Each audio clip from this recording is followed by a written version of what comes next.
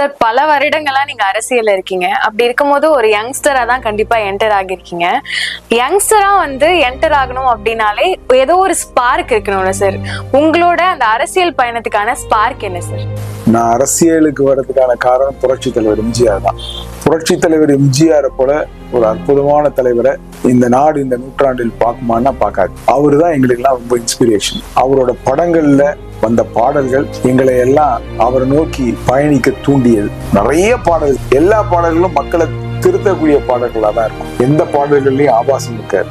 அதே மாதிரி அவரோட பாடல்கள்லாம் நமக்கெல்லாம் ஒரு பாடங்களா இருக்கும். அவருடைய வேடங்கள்லாம் நமக்கு ஒரு வேதங்களா இருந்ததுன்னா என்னை பொறுத்தவரையும் நான் சொல்லுவேன். அப்படி அவருடைய பாடல்கள் மூலமா நாங்க ஈர்க்கப்பட்டு இந்த இயக்கத்துல சேர்ந்தோம்.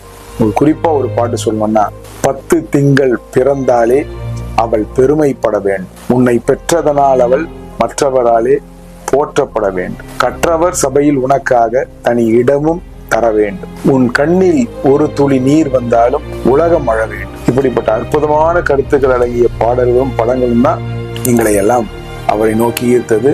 அவர் ஒரு நூற்றாண்டுக்கு ஒரு தலைவன் தான் அந்த மாதிரியான ஒரு தலைவன் அவதரிக்க முடியும்.